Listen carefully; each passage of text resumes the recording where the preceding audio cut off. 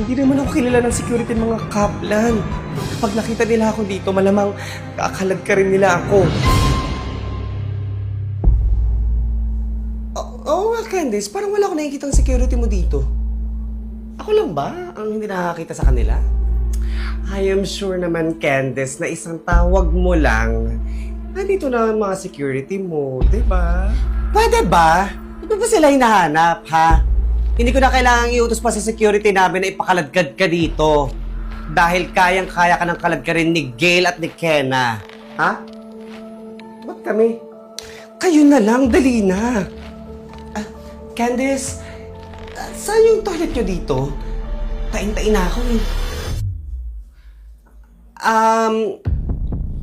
Yung banyo ay... parang paglabas mo dito sa hallway, may 37 na pinto dyan. Yung ika-26 na pinto, merong paso dun sa baba nun na merong halaman. Andun yung susi, halongkatin mo na lang. Yun yung banyo. Layo? Sige, putahan ko na lang. Thank you. Paano niya nalaman? Oo nga, Candice. Paano niya nalaman?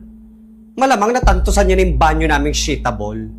Ew, nakikita sa ibang bahay. Pwede ba umalis ka na sa party ko? No, dito lang ako, Candice. Hintayin ko yung security mo na dapat nandito kasama yung mga staff mo dito. Pero parang wala naman yata mga tao dito sa party mo. May isa, parang walang katulong. Diba? Hindi mo napapansin? Wala sila, okay? Wala sila. Nasa ano sila? Nasa El Nido. Doon ko sila pinag-celebrate ang Valentine's. Wow, social naman ang mga security mo. Ang Valentine's sa El Nido. Baka hiring kayo dyan, Candice, kahit part-time. Tsaka hindi ko sasayangin ang pagod nila para lang ipatapon tong basurang to. Talaga ba? Ba't ganun? Parang hindi ka naman talaga taga dito. Hindi mo alam kung saan ang mga tao mo. Tapos hindi mo alam kung saan yung banyo nyo. Taga dito ka pa talaga, Miss Kaplan? Hindi ka talaga titigil? Kaladkarin nyo na nga to! Paalisin nyo na to! Alis! Oo nga, pwede ba umalis ka na, Hailey? Gusto mo ibasag ko sa ulo mo to? Ha? Oo nga, Hailey, pwede bang umalis ka na? Umalis ka na. Ano ba? Pwede ba bitawan mo na ako? Ano ba? Sige, subukan mo.